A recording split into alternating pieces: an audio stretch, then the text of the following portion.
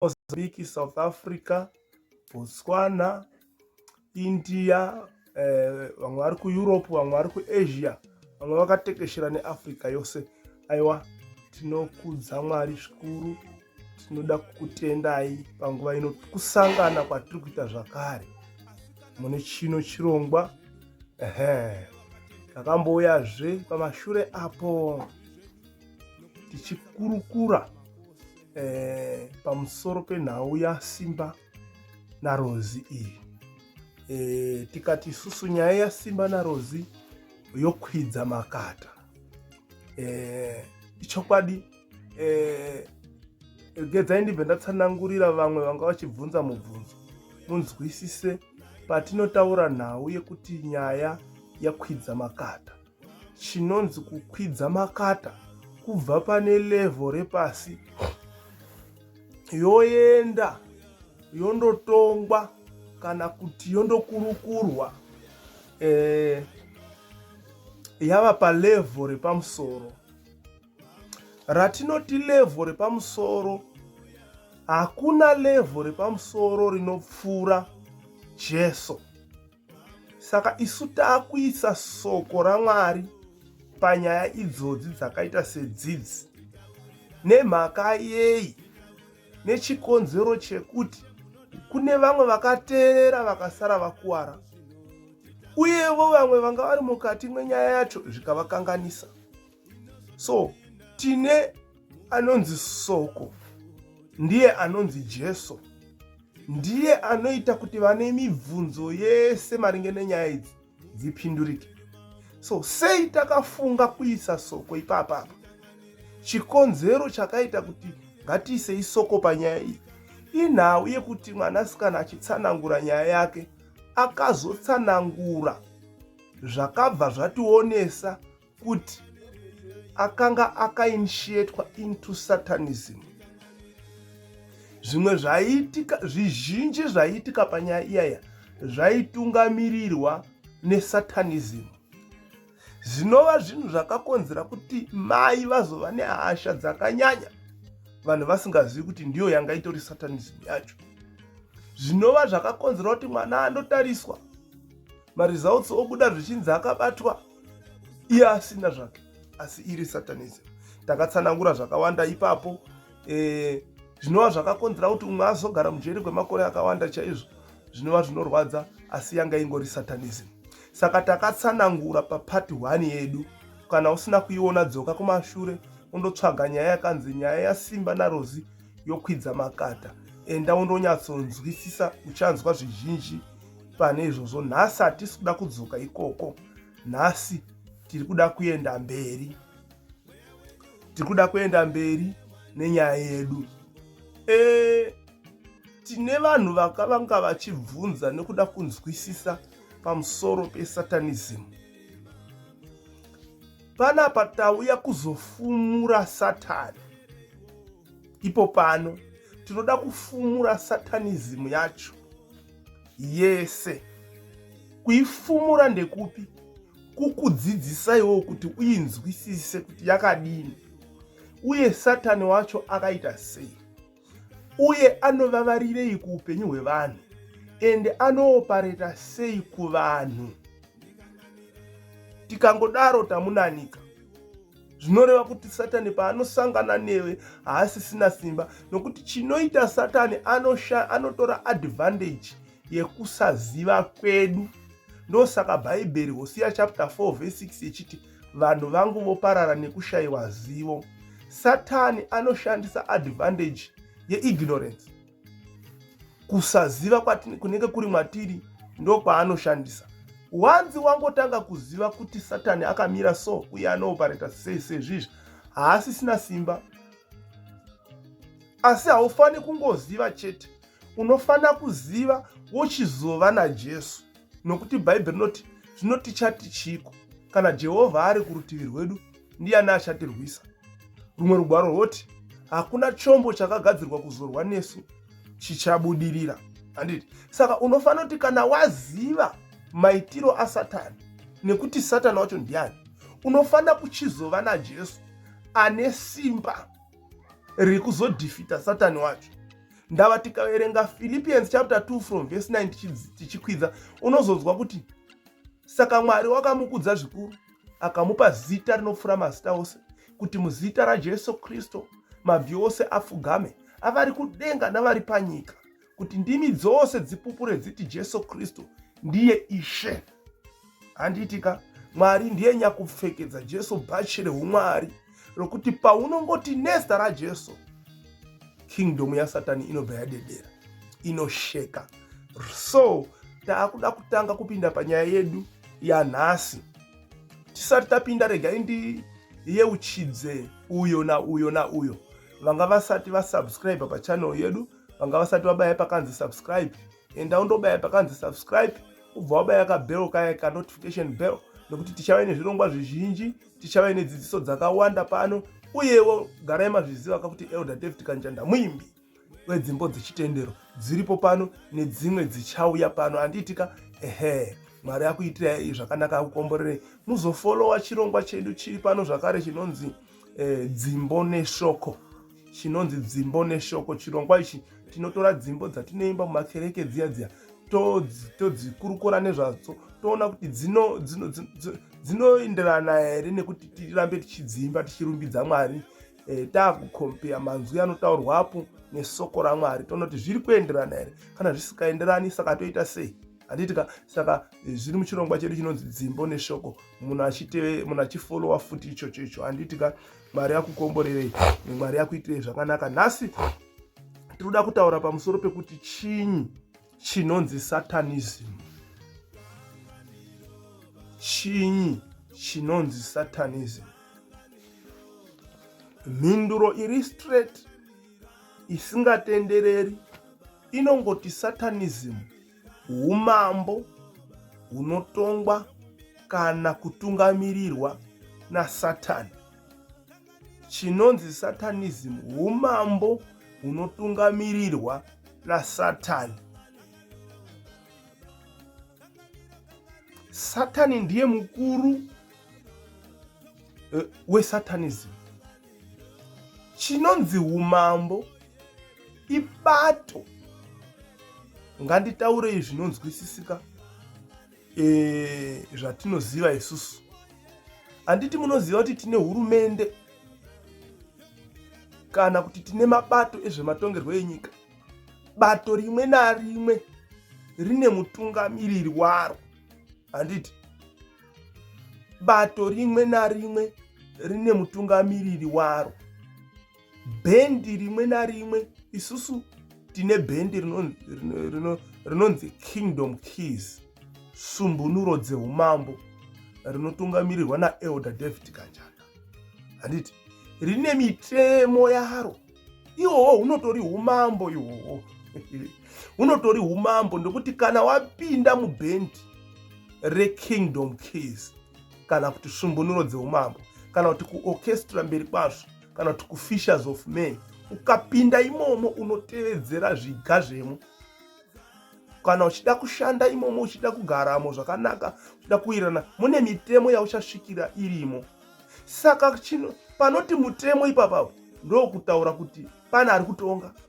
Saka ndozvinotaura kuti umambo ihwohwo. Saka umambo hunosiyana siyana. Tikada kuhutarisa panyika pano, umambo hunosiyana siyana. Mumba muna mambo arimo, baba vemo ndo mambo, ndo anotonga mumba imomo, nedare rake mudzimai wake nevana, mwana mukuru, zvichienda zvakadaro. Umambo hurikutangira pamba. Tobuda toenda munharaunda kuna sabhuku, tobvapo toenda kuna ishi kusvika tasvika kuna mambo. Handiti tobva pana mambo toenda kune vakuru vematunhu. Handiti maminista aakubata madzimambo akawanda, iwo ari pamusoro pawo. Tobva ikoko kusvikira tasvika kuna president. Tiri kutaura hunonzi umambo. Chii chinonzi umambo? Chinonzi umambo isimba. Simba rekutonga ndo chinonzi umambo. Right. Saka tanzwisisa panapa chinonzi umambo. Takuchidzoka pakuti chinonzi Satanism chinyi? Umambo hunotungamirirwa naSatani.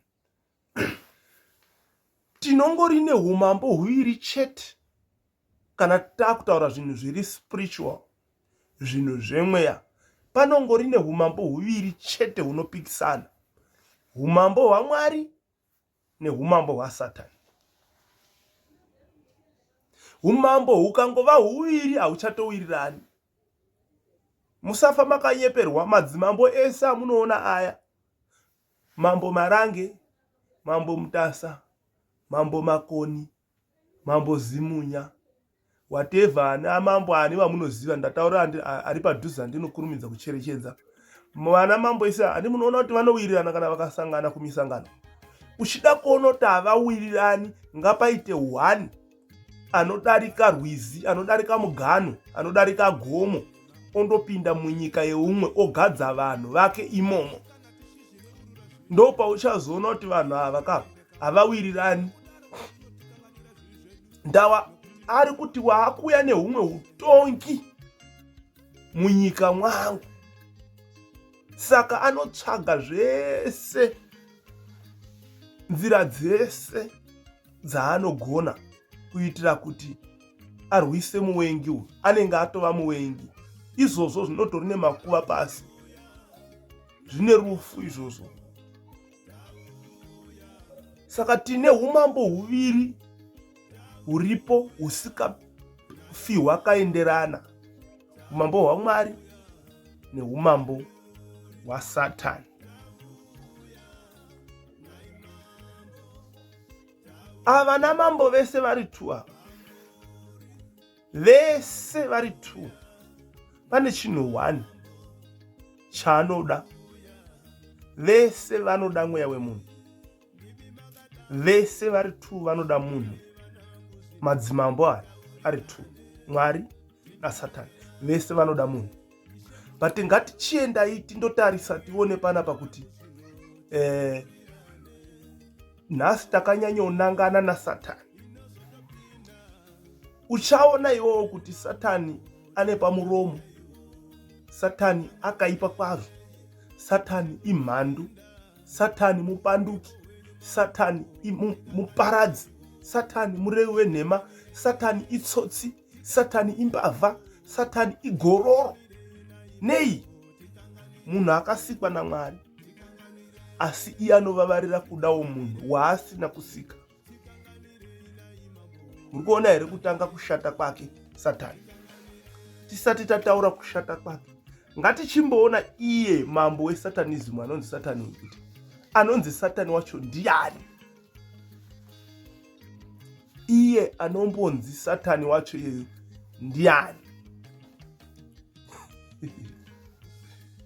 Haisi nyaya yehwanika ine chekuita neSatanism dzatiri kuwana pasocial media. Haisi yaRozi naSimba chete, dzakawanda dzimwe dzatinenge tisina kutozivawo. Asi ndiri kukuyeuchidzai kuti kana mukawana yamunowana ine chekuita neSatanism, tiudzei moti elda, hei inoyi nyaya iyi ngaikwire makata.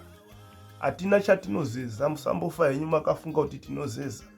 Satani hatimutyi kana nepadiki pakadai, nevatumwa vake nevanhu vake vanonzi maSatanist.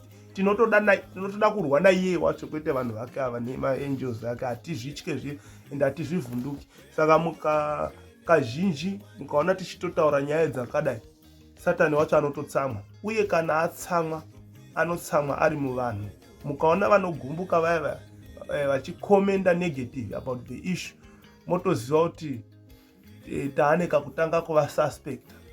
Ndakambobvunza mumwe akomenda achiti elda mune dzungu, mwadi mwaenda mandopedza Satanism yacho.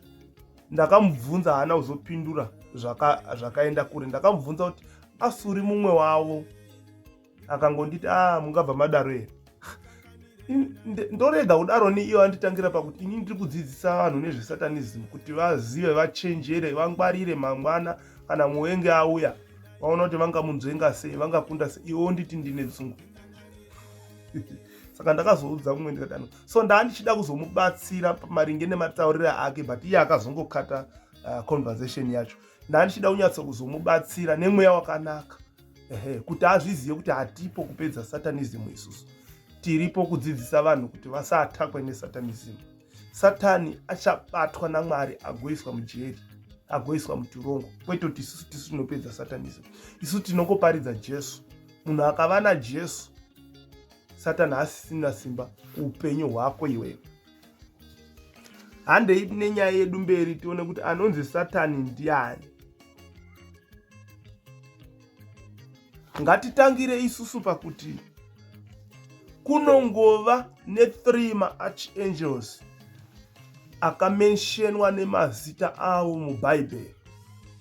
Vatumwa kana aine mazita handizivi, but vakuru vevatumwa kana kuti ngirozi vane maboka aanotungamirira akanyorwa mubhaibheri nemazita avo 3. Ngatitangirei pana Mikaeri. Handiti tinoda kuziva kuti anonzi Satani ndiani. Ngatitangirei pana Mikaeri. Mikaeri mukuru wehondo, ingirozi inotungamirira zvehondo panoda kurwiwa, ndiye mukuru wacho. Unobva ndanakidzwa kuti hurumende dzese dzamunoona idzi pasi panapa, zvese zvadzinoita dzichigadza umambo dzichisa vakuru vehondo, ndozvingori kudenga. Vanhu vanongoteedzerera oda yekudenga iyoya. Nyangwe zvazvo vachizowedzerawo mamwe madhipatimende asiko kudenga, asi zvakangoda kufanana.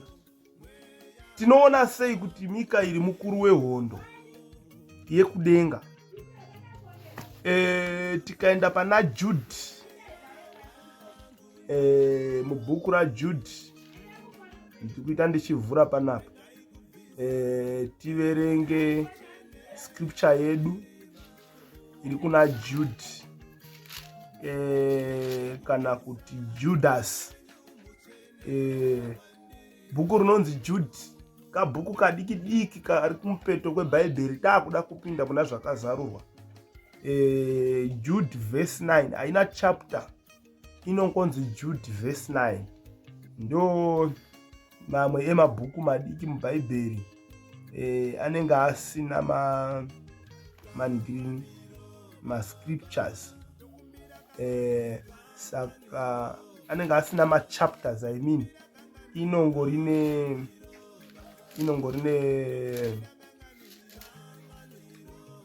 maverses. Jude verse 9. Asi Mikaeri mutumwa mukuru, nguva yaakarwa naDhiabhorosi, akaita nharo naye pamusoro pomuviri waMozisi. Asi Mikaeri mutumwa mukuru chete, ndo pandiri kuda ipapapo. Tobva ipapo toenda pana zvakazarurwa chapter 12. Nhasi tiri kuvhura mavhesi acho, hatisingoita ingotauraba. Chapter 12 vhesi ya7 zvinonzi nebhaibheri, zvino kurwa kwakavapo kudenga, Mikaeri navatumwa vake vakarwa neshato, shato ikarwa ina vatumwa vayo. Muri kunzwa here? Mikaeri akarwa nevatumwa vake. Handiti Mikaeri mukuru wehondo ndiye akarwisa Satani kuti abve kudenga. Right. Apa tiringoda chete kuti tibudise zvibude pachena kuti vakuru vatataura kana kuti maarchangels aya ndeapi, kuti tisvike pakuzoziva kuti Lucifer ndiani, nekuti Lucifer ari mune vamwe vacho ivava. Right. Handei tatisusu tine 3 madepartments akamentionwa nemazita mubhaibheri. Department number 2, kana kuti mukuru wevatumwa zvakare mubhaibheri, umwe wacho anonzi Gabrieri. Gabrieri ndiye mukuru wengirozi dzinotumwa nemameseji, dzinotumwa panyika pano, dzichisvikotaura kuno kuvanhu panyika, dzichidzoka nemhinduro kuna Mwari. Handiti munozviziva kuti ngirozi patinonamata isusu, Mwari vanotaura. Ukanamata Mwari vanotaura newe, asi kutaura kwake Mwari muromo waanoshandisa ndewevatumwa. Anotuma ngirozi youya yotaura newe, yapedza yodzosa mhinduro kuna Mwari. Luke chapter 1 verse ya 26. Luke chapter 1 verse ya 26. Nomwedzi wechitanhatu mutumwa Gabrieri wakatumwa naMwari kuguta reGarirea rinonzi Nazareta, kumhandara yakanga yanyengwa nomurume wainzi Josefa weimba yaDhavhidha, zita remhandara rainzi Maria. Mutumwa akapinda kwaari akati, kwaziwai iwe wakaropafadzwa, Ishe unewe. Iye akavhunduswa kwazvo neshoko iro, akafunga kuti kukwazisa kwakadaro ndokweiko. Ipapo mutumwa akati kwaari, usatya Maria, nokuti wanzwirwa nyasha naMwari. Tarira, uchava nemimba, uchazvara mwanakomana, ugomutumidza zita rinonzi Jesu. Mwamunzwa Gabrieri atumwa kuna Maria kundotaura. Ndiye mumwe wacho Gabrieri. Toda kuwedzerazve imwe scripture pamusoro paGabrieri. Daniel chapter 9. Daniel chapter 9. Regedzai ndikurumidze kumhanya kuenda pana Daniel chapter 9 verse yani zviya, verse ya 21. Daniel chapter 9 verse ya 21. Ndakati ndichataura pakunyengetera, uya murume Gabrieri wandakanga ndaona pane zvandakaratidzwa pakutanga, ndakaneta kwazvo. Wakasvika kwandiri nenguva inenge yechipo chamadekwana. Ndambotaura kuti ukanamata Mwari anopindura, asi anotuma mutumwa. NdiDhaniel ari kutaurawo. Ndiri mukunamata izvozvo ndakaneta kwazvo. Gabrieri facha. Saka uyu Gabrieri ndiye mukuru wevatumwa vanotumwa nemasoko achidzosa kuna Mwari, mamessengers.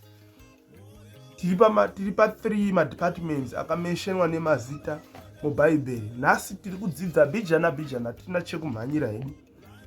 Toda kuti nhasi munhu uzwisise, ubatsirike. Right.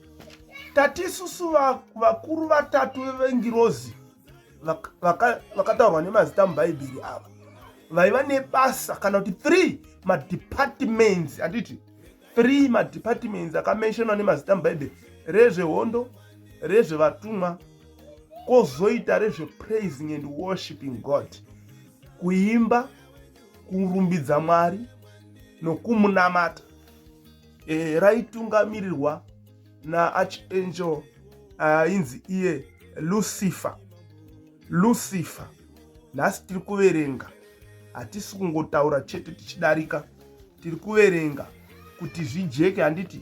Saka nhasi toda kumboverenga Ezekiel chapter 28 verse 11. Ezekiel chapter 28. Mirai ndiende pana Ezekiel chapter 28.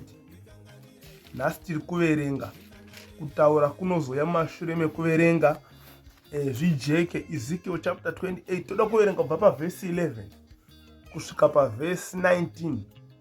Tichanzwa zvanga zviri Lucifer pamwe pacho nezvaakazova.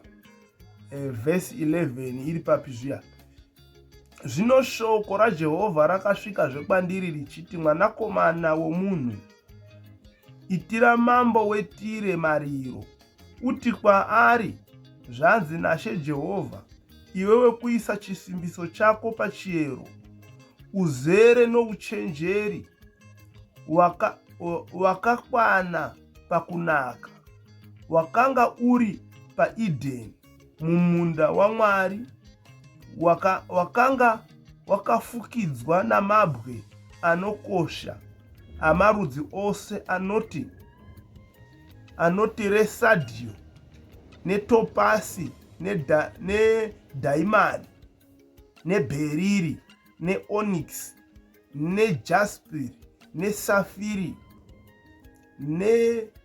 nesimaradioni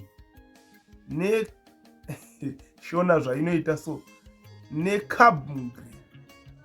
Ngoma dzako nenyere dzako dzakanga chiteerera kunzwa apapo, nyatsoteeresesa. Ngoma dzako nenyere dzako dzakanga dzakaitwa nendarama mukati mako, zvakagadzirwa nezuva rokusikwa kwako. Iwe wakanga uri kerubhi rakazodzwa raifukidzira areka. Ndikakugadza ukava pamusoro pegomo dzvene raMwari. Waifamba-famba pakati pamabwe emoto. Wakanga wakakwana panzira dzako kubva pazuva rokusikwa kwako kusvikira kusarurama kwawanikwa mukati mako, nokuwanda kwokushambadzira kwako wakazadza mukati mako nokuita nesimba ukatadza. Naizvozvo ndakakudzinga pagomo raMwari ndichiti uri chinhu chinomhurwa. Ndikakuparadza iwe kerubhi raifukidzira areka. Ndikakubvisa pakati pamabwe emoto.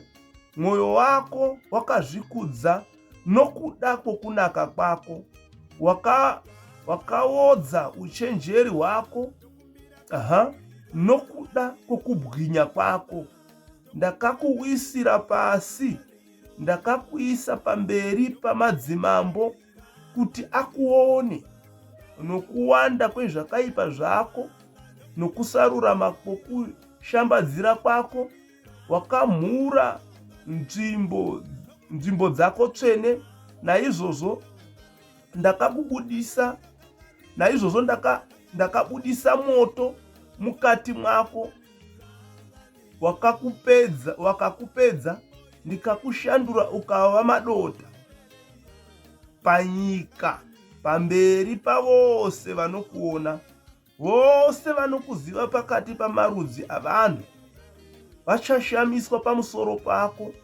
Wava chinhu chinotyisa, haungazovi chinhu nokusingaperi.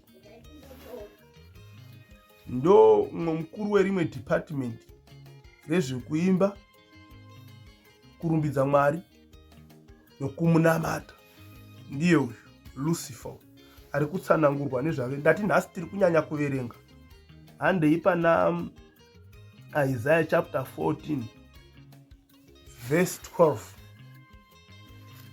Isaiah chapter 14 toda kuverenga kubva pavhesi 12.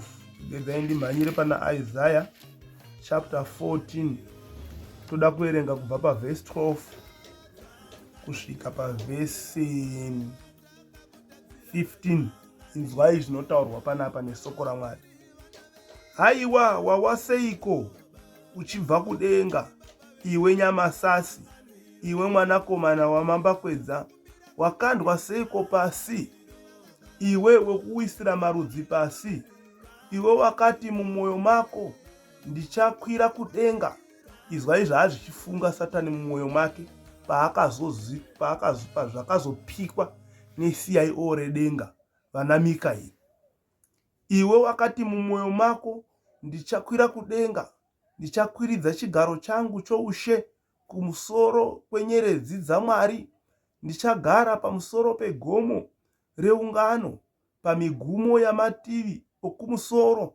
Ndichakwira kumusoro kwamakore, ndichazvienzanisa newokumusoro-soro. Kunyange zvakadaro uchaderedzwa kusvikira paShehori, kusvikira pakadzika-dzika pegomba. Kunyange zvakadaro, kunyange wakafunga kuti ndichaenzana naMwari, kunyange wakafunga kuti ndichaisa chigaro changu pamusoro pechaMwari, pamusoro penyeredzi dzaMwari. Muri kuona here uyu Lucifer? akazvikudza nokuda kwokuti aiimbira Mwari, airumbidza Mwari, aigara pedyo naMwari. Saka akafunga kuti sezvandinoti ndikarumbidza vanhu vese vanosimuka. Mazwa pamwe pataverenga apa pachinzi ngoma dzako neudimbwa zvakasitwa zviri mwauri kubva pazuva rekutanga kwako. Saka aiva nengoma Mwari neudimbwa nenyere nembira zvekuti akatamba zvairira. Imi munotonetseka nhasi uno muchiti kana maakuda kuita kwaya motsvaga kuti iwe imba soprano, iwe imba alto, iwe imba bass, iwe imba tenor. Iye aizvibudisa zvese ega panguva imwe chete. At the same time achiridza mbira, mabhonzo ake muchirira mbira muti nginde. Tiri kutaura nezvaLucifer, tiri kutaura nezvaSatani kuti umuzive. Asi Bhaibheri rabva rati akakandwa panyika. Pane rugwaro ruri kuna zvakazarwa runoti, ndakanzwa inzwi richiti, une nhamo iwe nyika negungwa, nokuti mweya utsvina waburusirwa kwauri. So ari pano Satani ari pano. Ndoda kuvhura imwe vhesi panapa. Iyoyo yakaita semabhonzo, inoda nyasha dzaMwari kuti munhu anzwisise, ainzwe. Nokuti vazhinji tinoiziva asi tisina zvatinonyatsokuziva pairi. Genesis chapter 1 verse 1. Pakutanga Mwari wakasika denga nenyika. Genesis chapter 1 verse 1. Izwai zvinotaurwa neverse 2. Nyika yakanga isina kugadzirwa, isine chinhu. Rima rakanga riripo pamusoro pemvura yakadzika. Mweya waMwari wakanga uchigarira pamusoro pemvura. Mvura yacho yakabvepi? Yaigara pai? Ukadanyatsozvibatanidza Genesis chapter 1 neverse 2 dzine kakuda kupikisana so. Kuti pakutanga Mwari wakasika denga nenyika, wozozwa kuti nyika yakanga isina kugadzirwa, izere nerima nemvura zhinji, mweya waMwari uchigara pamusoro pemvura. Uyo uri kuona here nyaya iri panapa? Genesis chapter 1. Izvi zvaakutendwa, zvinotendwa nevanodzidza Bhaibheri nevanodzidzisa Bhaibheri, kuti kubva pana Genesis chapter 1 kusvika pana Genesis chapter 2 pane thousands of years. Saka uri kuona pari kunzi pakutanga Mwari wakasika denga nenyika. Mwari anga atosika denga nenyika atopedza ipapapa. Ndosaka uri kunzoti denga nenyika. Uri kuona? But tikazodzika nayo unozonzwa kuti Mwari akazoti chiedza ngachivepo. Nyika ikazotangwa uzi ngaivepo iyi. Asi kuno kutambonzwa kuti Mwari akasika denga nenyika. Chii chakaitika panapa? Mwari asika denga nenyika. Panapa pana Genesis, pakati pa Genesis 1, pakati pe verse 1 ne verse 2, ndo patinofana kuisa Isaiah chapter 14 na Ezekiel chapter 28 tisati taenda pa verse 2. Noti yataverenga yekudzingwa kwa Satani kudenga iyaya, yekudonha kwake kubva kudenga, yekuzvikudza achizokandirwa, hatina kuzonyatsa kudzika nayo kuti tizonzwa kukandwa kwake pasi. Yatiri kutsanangura yekukandwa kwake pasi yakaitika pakati pe verse 1 ne verse 2. Ndosaka uchizonzwa panapa pa verse 2 pangunzi nyika yakanga isina kugadzirwa, isine chinhu. Rima rakanga riripo. Rima ndiSatani. Ndiye akauya kuzvikudza kwake kwaita kudenga adzingwa, akasvika panyika, akandovhiringa, akandoparadza, akaparadza. In fact, akandofurira vanhu vese vaiva panyika. Akandofurira vanhu vese. Mwari ndobva vaona kuti Satani akutoda kutoenderera. Tamudzinga kuno nekuda kwehukuru hwake. Inini chizaruko chinouya mandiri inini, kwete Bhaibheri. Chizaruko chinouya mandiri ndechekuti uko akadzingwa nekuda ukuru, ndobva asvikazve panyika akanga odazve unoda ukuru. Nanhasi Satani anoda ukuru, ada kunamatwa. Nemunozoti kwato nemachechi anonamata iye. Nanhasi ukuru huchingorimo, uchiri kungohuda nanhasi. So asvika panapa ndobva afurira vanhu, Mwari ndobva vagumbuka, ndobva vazadza nyika yese nemvura. Nyika yabva yaparadzwa nemvura ipapa. Isu tinoziye mvura yaNoa iyaya ndo yatonzwisa, but pane imwe yakamboparadza apa isina kunyatsa kutsanangurwa ipo pakati pevhesi 1 nevhesi 2. Ndosaka muchiona kuti nyika yanga yazozara nemvura.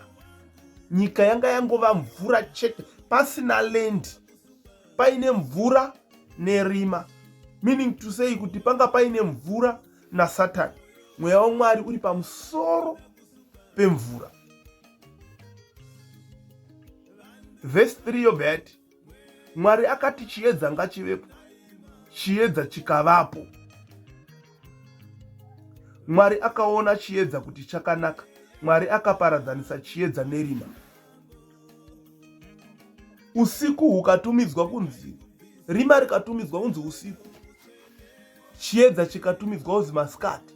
Mwari ndobva aparadzanisa chiedza nerima. Hazvienderani, chiedza nerima hazvienderani. Chida kuona kuti rima rinotiza ngapauye chiedza.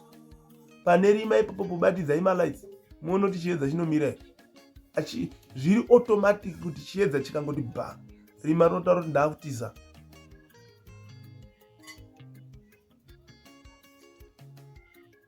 Mwari akati nzvimbo ngaivepo pakati pemvura kuti iparadzanise mvura nemvura. Mwari akaita nzvimbo akaparadzanisa mvura yakanga iri pasi penzvimbo nemvura yakanga iri pamusoro penzvimbo. Zvikaita saizvozvo, Mwari akatumidza nzvimbo akaiti denga. Urikuona kwakutangira Mwari achibva kumusoro, kwakusina nechinhu, zvadhistroyiwa zvese naSatani. Asi vhesi 1 iri kuti Mwari akasika denga nenyika. Kuona denga rakutotangiswa kugadzirwa panapa. Mwari akuparadzanisa kuti mvura ingaiende, imvura ngai, pane mvura yakaiswa pasi penzvimbo, koita mvura yakaiswa pamusoro penzvimbo. Pamusoro penzvimbo ndo pamusoro pedenga. Iya inoramba ichinaya ichiuya yakaiswa ikoko iriko, neyakaiswa pasi iri kunoko. Inozoti kune vakaita sainzi inozosimukazve ichidzoka kune imwe yayo iri ukoko. Mwari akatumidza nzvimbo akati denga. Madeko akavapo, namangwanani akavapo, usiku nemangwanani akavapo pazuva repiri iroro.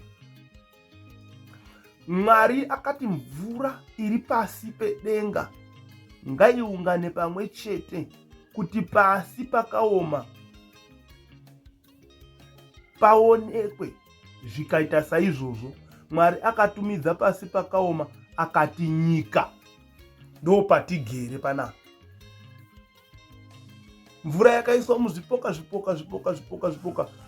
Nyangwe iyo ine nzvimbo yakakura, asi ani munozoti zvitakwe tikaenda kunyanza tinoona yakaungana, tikaenda uko tinoona yakaungana, asi pochisiwa tumwe tunzvimbo tunonzi nyika twatigere uto. Mwari ari kuita rebuild, recreate apa angakambocreata futi iyo nyika iyoyo nokuda kwekushata kwaSatani akauya akaidestroya. Saka ndobva auya abva adestroya nyika imwe chete iyoyo. So this time manje this time Mwari ndobva ati ano zvingandishupa, ngandichigadzira shamu. Mwari ndobva agadzira Gehena. Gehena Gehena rakagadzirirwa Satani, harina kugadzirirwa munhu. Vanhu vanopinda muGehena vanopinda nekuda kweignorance, kuti patinodzidzisa soko raMwari vamwe havateereri.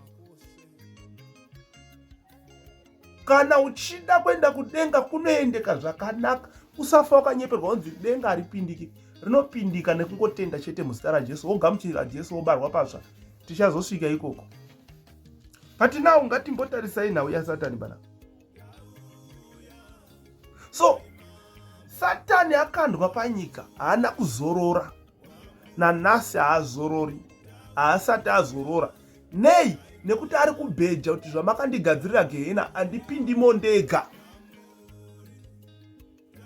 ndichapinda nevanhu. Ari kuda vanhu vekupinda navo mugehena. Izvezvi muri kuona kuti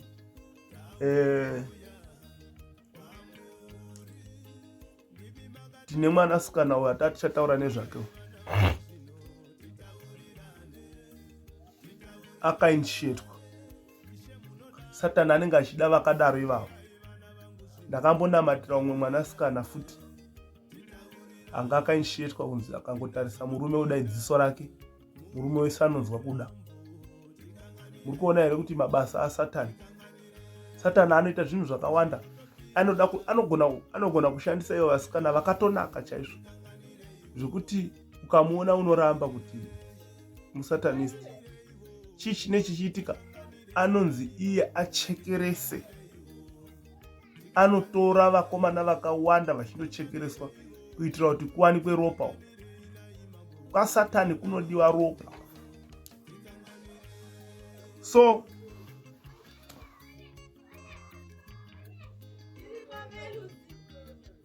Satani wawariro yake ndeyekuti ahwine vanhu vakawanda,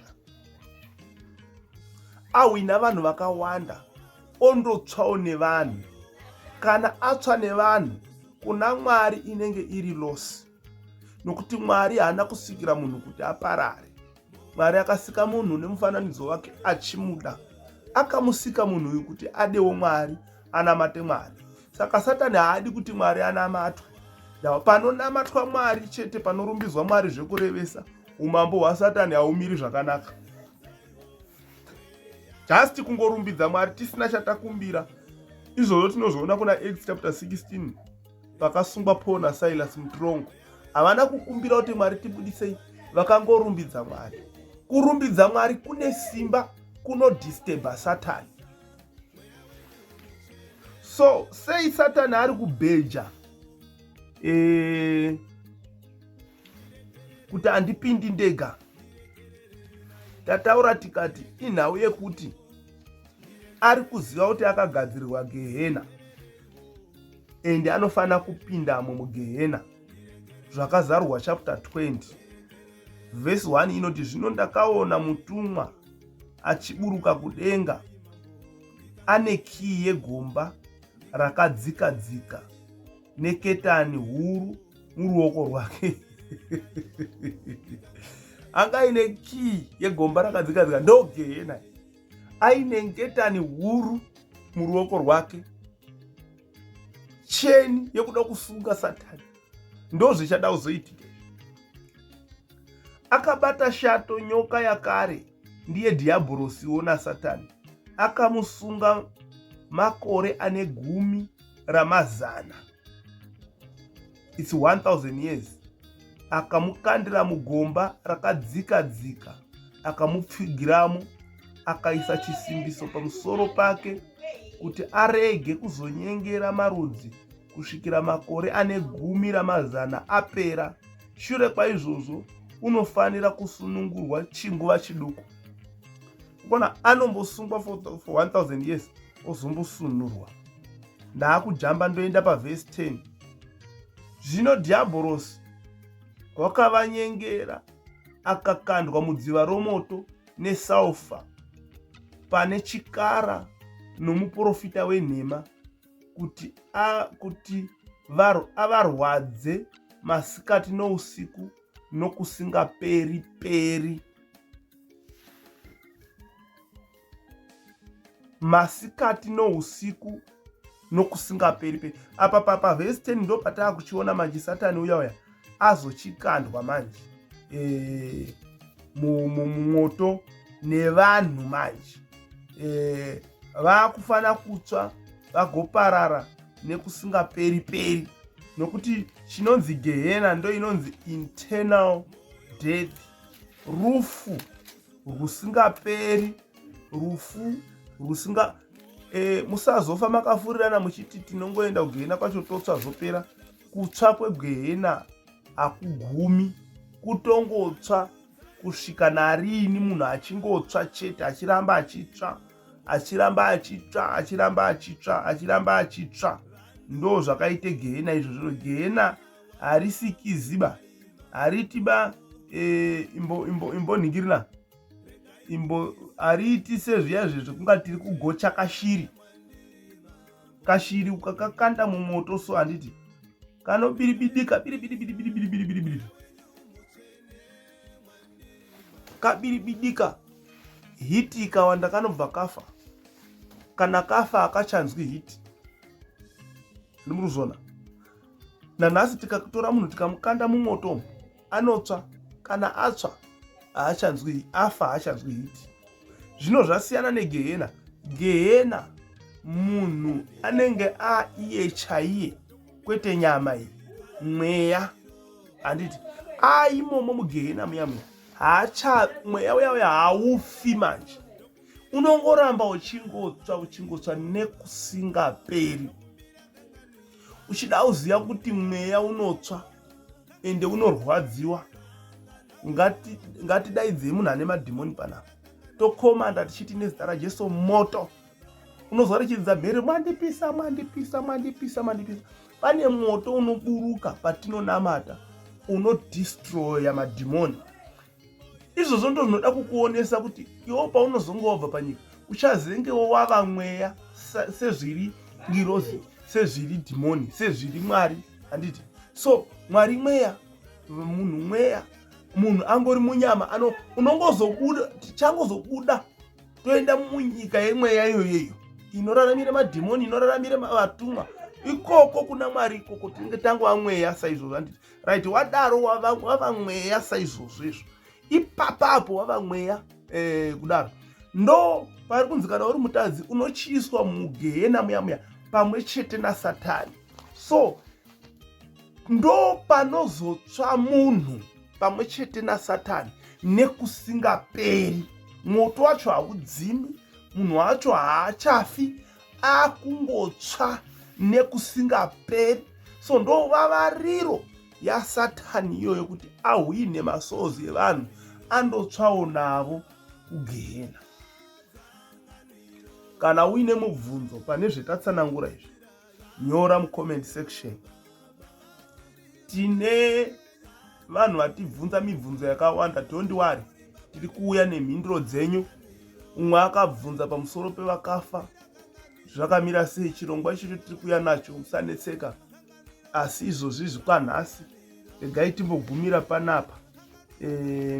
Ndofunga tanzwisisa anonzi Satani kuti Satani yanga iri ngirozi yakatodzingwa kubva kudenga nekuda kwekuzvikudza. Yadzingwa kubva kudenga, tichazoda kuzobata pamberi apa taakuuya taakubata nhau yemadhimoni.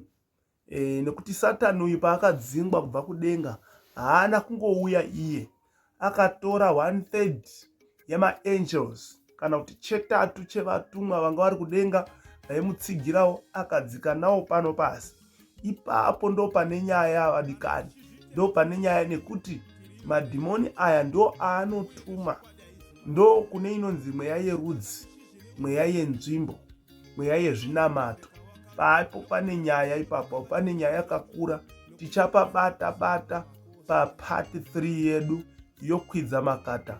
Part 3 tiri kuuya nayo, ndo patichatsanangura pamusoro pemadhimoni, nokuti Satani uyu ndiye mukuru wemadhimoni acho.